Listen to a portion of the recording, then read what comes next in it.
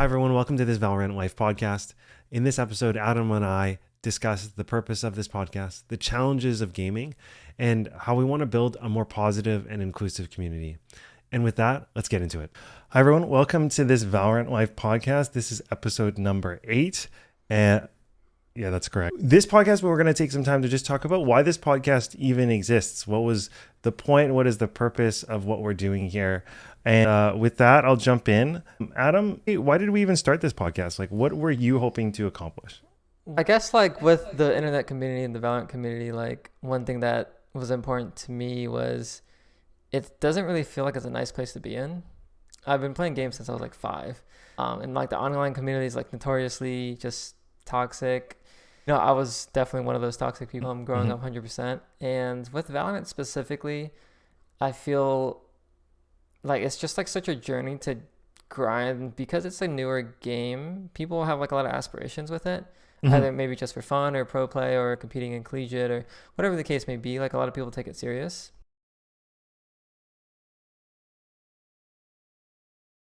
So it like reflects like their personality, their frustrations, all that stuff. And when I was going through that journey, like I didn't like it at all. And I hopefully with the podcast, like by teaching through my own lessons and my experiences and maybe shed a light on that process and make it more, I guess, not frustrating. So yeah, in a way, like hopefully paving the path for people in the future that want to go on the grind. Like I said, for whatever it may be, to be easier and less toxic and bring people that are like in that mindset together, I think. Yeah, I think like there's like a general thread there of making this thing that I think for a lot of people feel like you kind of have to age out of. Like at a certain point, you're going to just not do this anymore. Make it something that like actually could be like a nice part of your life, that it doesn't have to be toxic and you have to like just grind and get out. That it can be like actually something that you could commit to for a long time because like you like it and it's not bad for you. Yeah, and like on that note, like video games really is like it has that connotation of being bad for you, right? And like some people would attribute it to like addiction or drugs or something of that sort. Like I was listening to a podcast earlier, but like vaping is like a really big thing that people talk about, and it made me think about, is video games in that same category? And I think for a large amount of people, it probably is, yes. Like for me, definitely it was a really bad part of my life, but now like that I've set some boundaries with it, like my goals are a little bit different. Like I'm doing content, I'm trying to educate, like that type of, I guess, shift has made gaming like a really positive aspect of my life. Like I enjoy it a lot. I found the fun back into it, which ironically people play video games for fun, but I think that fun fades really quickly. And you kind of like start playing for self-worth and self, like you put too much of yourself into the game and you're not getting anything back from the game. And I think hopefully by like raising awareness to it and talking about it, like we can flip that script and kind of go back to the beginning a little bit. And even in just like your career and what you're doing now, like you get to take the something you enjoy and something you're good at, playing Valorant and video games in general, but you get to actually channel that, becomes like a vessel through which you channel that to actually like help other people, to like lift up and grow other people. And I think for you, I feel like I've seen that's like a really meaningful thing to be able to do. And to be able to do it through video games, through computer games, is frankly really cool. It's super cool. And just working with like clients in the past like 2 months specifically, like the conversations I've had with people, like why they play the game, how they approach the game, like, and like just changing the way they have like the relationship they have with Valorant has been really, really good. And like, I guess because I gained that perspective from working with other people, it helps me as well. And I don't know, I guess it's just overall really good. And hopefully with the podcast, it's like a maybe less distilled version of that. It's like, or like, I guess a more distilled version, whatever the case may be, it's more accessible, right? We can bring some of those flavors and trends in those conversations to a more general audience. And so we talked about before the podcast around influencing the community to take a Valorant grinding more seriously. But what does that mean to you? So number one, I think, is like reviewing and playing with intensity. Obviously, we've talked about Broken by Concept. Their podcast has like introduced that even in games like CSGO, it's notorious. Like people will go back and watch demos, like they will watch demos of really good players, like with the latest FPL VOD of a certain map. Like a lot of players are going through that and like figuring things out. There's none of that culture in Valorant. For what maybe because there is no replay system. It's not like obvious. League of Legends, it took a long time for replay systems to come out. But even just like thinking, like when I played Fortnite, like after every match and every scrim, I would go back and replay and just skip to my death or like skip to certain parts and like figure out what went wrong. And like that doesn't happen in Valorant.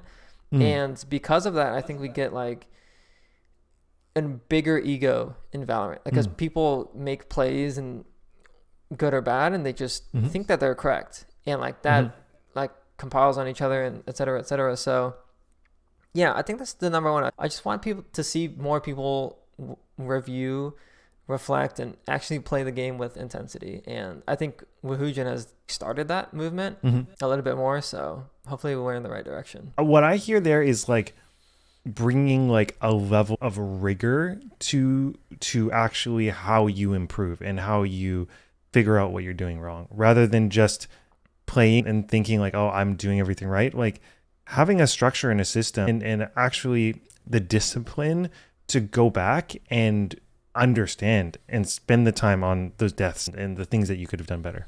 And like maybe like using an analogy, which I don't play sports, but like I'm assuming the people that play sports as a hobby or for fun, like they do take it to some of that level of intensity. Like they have maybe some reviews, or maybe they're looking up things because they have fun doing it and like they want to get better. And I don't think that has really applied to Valorant, at least on the grand scheme of things yet. So this is like a complete aside, but the number one draft pick in the NHL just last year, his name is Connor Bedard. He's considered like a generational player. So like a potential LeBron James for the NHL. Like he's probably not going to be a LeBron James, but he's known for his shot. And so the other guy that's known for his shot in the NHL, his name's Austin Matthews. And so when you talk to Connor Bedard, like he's not the number one overall pick because of just natural skill. When you talk to him, he's like a hockey nerd. Like he quoted this one goal that Austin Matthews scored, and he's like, I've watched that clip like 100 times. And I'm like, this clip is like grainy. I can barely see anything. And like this guy's like watched it 100 times because he's like, yeah, just the way he moved the puck before he shot. I'm like, wow, like that's the level that you want to aspire to if you want to be good at anything. Right. Because like the true excellence doesn't happen by accident. It's like not just like it just lands from heaven. Like you actually have to like go and do it. You have to be obsessed almost, like for the pros. Yeah. But this rigor, this like approaching it this way, why is this important to you? Like why do you think this is beneficial for the community? I feel like there's just a lot of things that come to mind, but I guess number one is like with video games, I think with it being such a negative connotation and like it has those effects, like the consequences, it's an easy out, like an easy dopamine thing. So for me, like approaching this easy dopamine source with some type of discipline and rigor like helps maybe negate the effects, or like view it in a different way of like I have to work for it, like I have to have this system. Like I don't want Valorant or like maybe gaming specifically for it to just be something like you watch Netflix on TV. Like I think it's different, and maybe that's just my relationship with the game. Like I use it as a source of maybe training or like getting some type of discipline. Whatever the case, maybe that's my relationship of the game, and that's why I think the rigor and structure is important, because I think if you don't have that, it's gonna be really hard for you to improve at the game. So like almost like I just want more people to get more efficient use out of their time and not feel as much frustration, because obviously if you just play the game to play, you will get to the point to where your maybe previous skill set gets you, or your learning gets you, and then you're going to plateau, you're going to get frustrated, and then you might end up quitting, which, might be for the better. But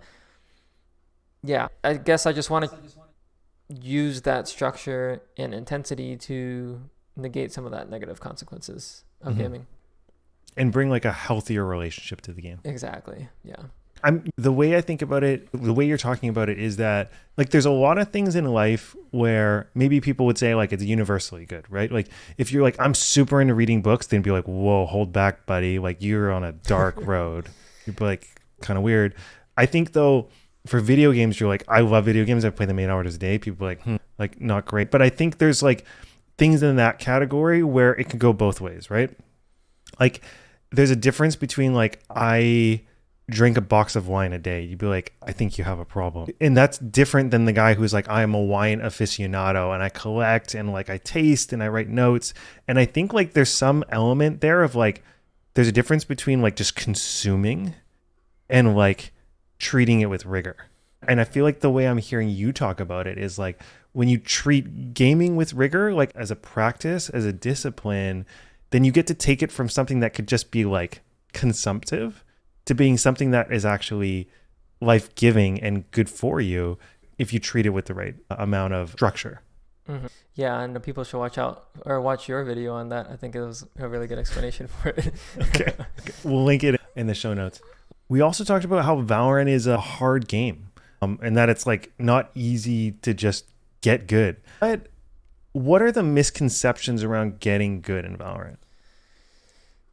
There's a lot, but I think because it's a game and people see like streams and YouTube, like they think they can get to the pro level or immortal or maybe even gold or diamond really easily. It's not that. Like you have to learn a lot to be able to even just to get to gold. So like if you think about like if you ask a gold player, at least my experience working with them is like they have to get the fundamentals down first, and like that's not an easy thing. It's like if I were to go play a sport, like let's say I would learn how to shoot a basketball and hit a 3-pointer. I'm not going to be able to do that for a long time. Like I'm insanely uncoordinated. I guess like I think that's just such a huge misconception is people like, myself included, will say just learn the Valorant fundamentals, like focus on your mechanics, do X, Y, Z. But like to actually do those things and get good at it, like people learn at different rates, obviously. But I would say like for the average person, it's like really difficult. I wonder if part of that is like when you've played a little bit of Valorant, I think there's two things that come to mind. One is like if you're not very skilled and you watch someone like, I don't know, Zelsis or Tens, you actually take for granted like all of the invisible things they do to put themselves in positions to win and be effective. And I think because you just totally take it for granted, you're also like, you're just completely unaware. And so in your games, you're just completely unaware as well. And it means that you can't, like, you're so far behind that you can't even pick up from their videos what they're, I don't know. Does that land with you? Yeah, it's kind of like when people will say like X person makes it look so easy. Like, and I think on top of that, like really good technique makes it look easy. Like if you look, for example, when you watch a Tens versus say a Yay, Tens has a very flashy playstyle, and obviously it's not easy, but you distinguish like he won this fight off of a really strong flick. Like that's like talent, whatever, right? But then you look at Yay, he has really good technique, and when he was in his prime, like it almost looked too easy. And like to the average person, like even to me, it was really hard to figure out like how he was able to replicate that so much.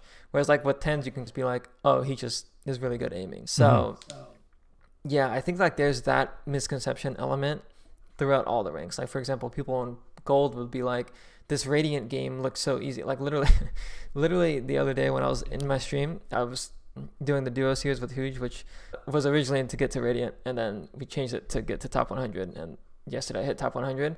And funnily enough, someone in the chat was like, is this Radiant? This looks like Plat. I was like just reading it, and I was just like, this guy's an idiot. But like this is like how that flavor of like what he sees on the screen is because it looks easy.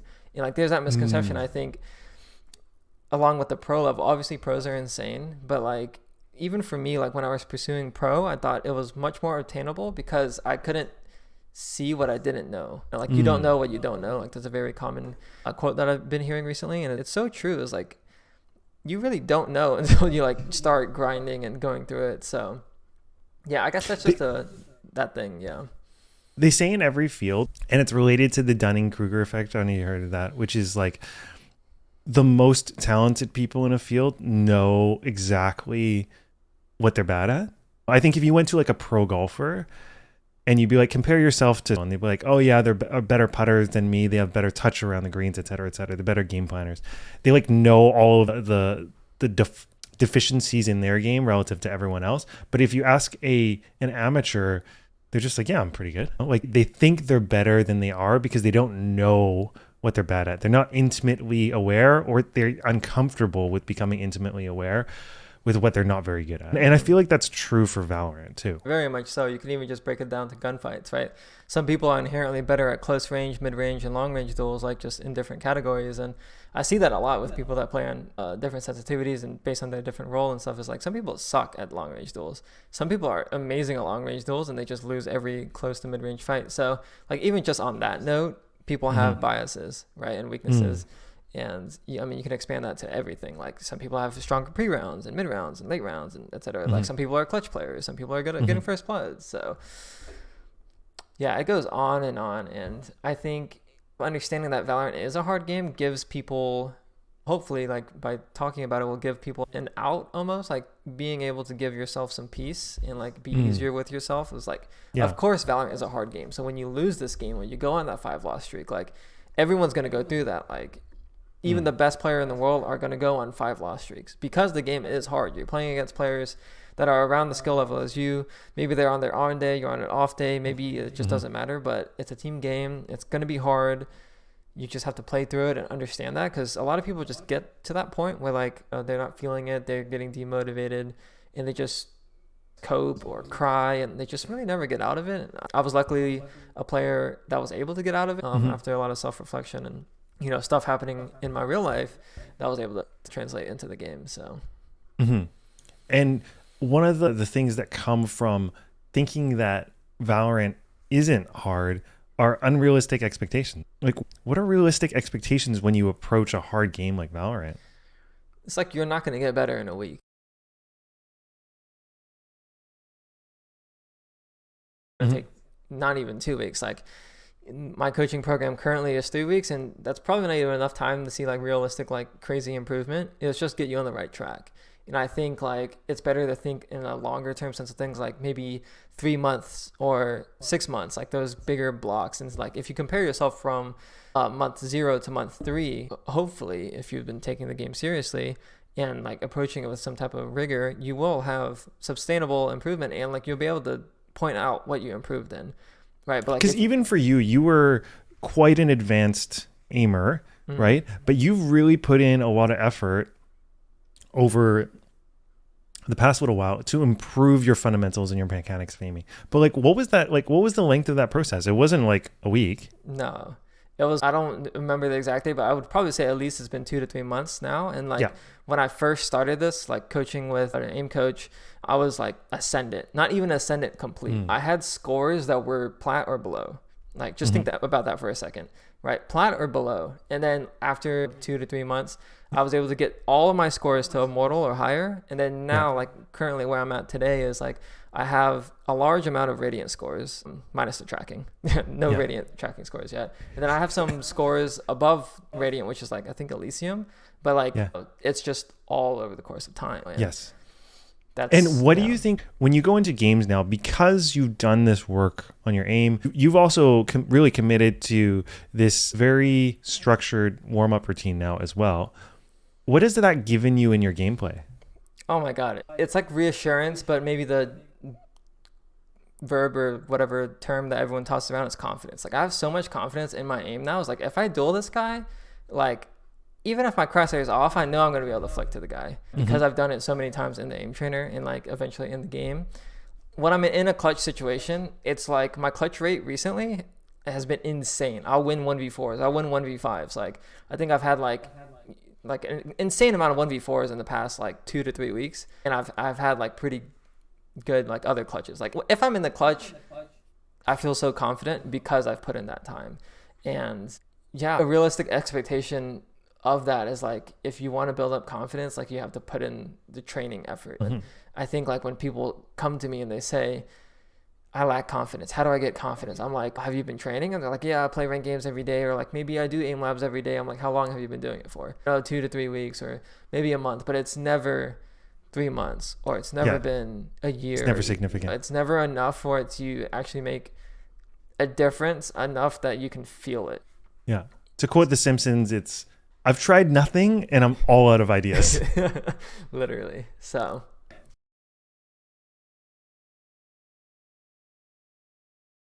I think that's that.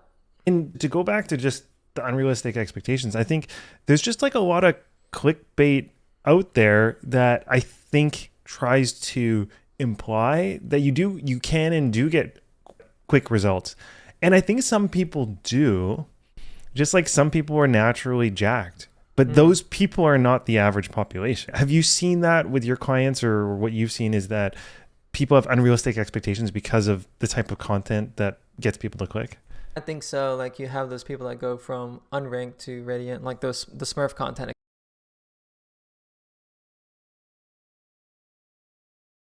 And then you have like those videos that are like, I aim trained for 30 days and blah, blah, blah. Like, why are my aims not improved? I think like for someone that's never introduced themselves to aim training or at all, like maybe you will get a little bit of a bigger boost at the start. Newbie gains, essentially. And that does exist, but like 100% for my clients, like just a client I'm working with recently, like it's been a week and a half, I believe. And after the first 3 or 4 days, he was like, I don't feel like I'm improving. I was like, duh, it's been like 3 or 4 days. So maybe we can talk about that after 2 weeks, 3 weeks. Like if you really feel like you're not doing something, then maybe that's my fault. But yeah, 3 to 4 days, like what are you going to expect to change? Nothing. Yeah. So the other big thing we want to talk about was just the overall goal of this podcast, like our hopes and dreams for the future. What are your hopes and dreams for what we can accomplish through, or even the reason we're doing this? I've said it, I think, in the past with my own brand, but really I just want a community of people that feel this way and like want to improve down this road and hopefully treat other people in that way, because it is a lonely process like solo queue.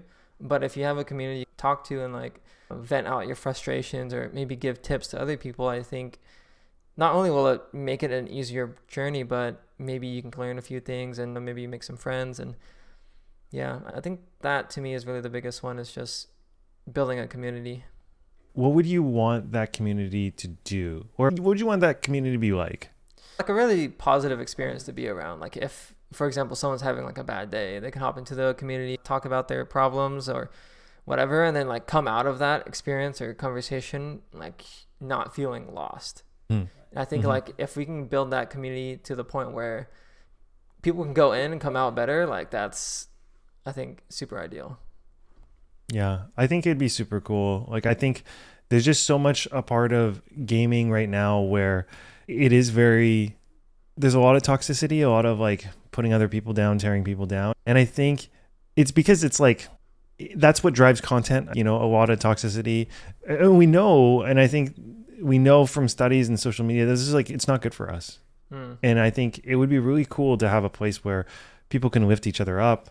They can support each other to grow, and they can encourage people instead of tearing them down. I think for me personally, like a really big thing is that I love to build a movement towards a community, especially like in the game we play, Valorant, around just being a nice place, a nice thing to do. Like the thing that has really struck me, and it really bothers me, I've got 2 young daughters, and it just really bothers me when I'm in a Valorant game and guys are being really weird or misogynist towards women. Like when I first started playing Counter-Strike a billion years ago, like there were no women playing games.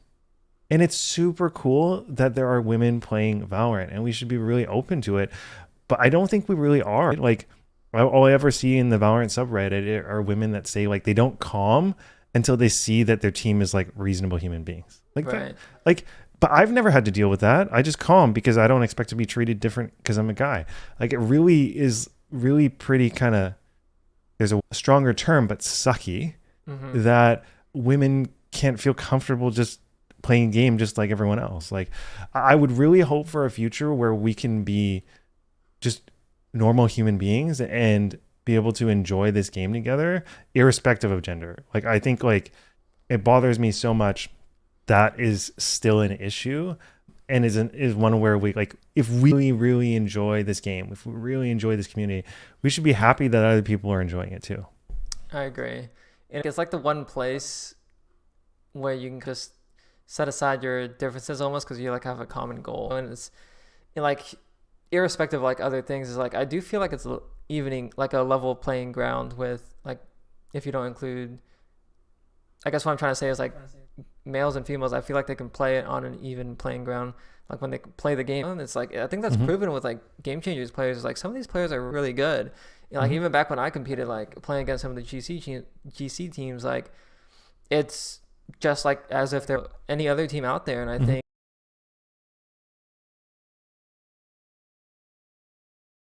it's really impressive considering they have to play through all of that BS of being, I guess, not a guy. And that's just, it's just sucky. So yeah, I do think hopefully we can move in that direction, and anyone that wants to improve at Valorant or treat Valorant a little bit more seriously can be there.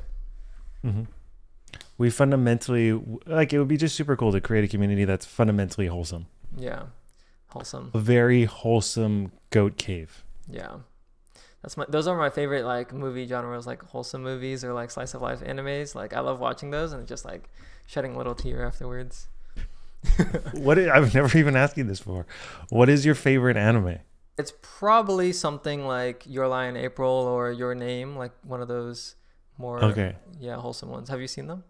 No. I'm like, I think I'm like a pretty like basic anime guy. I haven't watched anime for a long time, but I just watched all the shonen ones. But like my favorite has always been Full Metal Alchemist. Oh yeah, I mean it's definitely up there. I think it's literally number 1 in ranking still. So good. Yeah. Sounds good. All right, man. That was it. Is there anything we didn't cover? I think that was it. Just, keep grinding out there, and hopefully this will inspire you to take it a little bit more seriously. Cool. So if this episode resonated with you, I hope you join us on this journey. You keep listening and you engage on the content and on Dopai's stream, Adam's stream, and his Discord. So with that, we're going to sign off. Until next time, have a great week.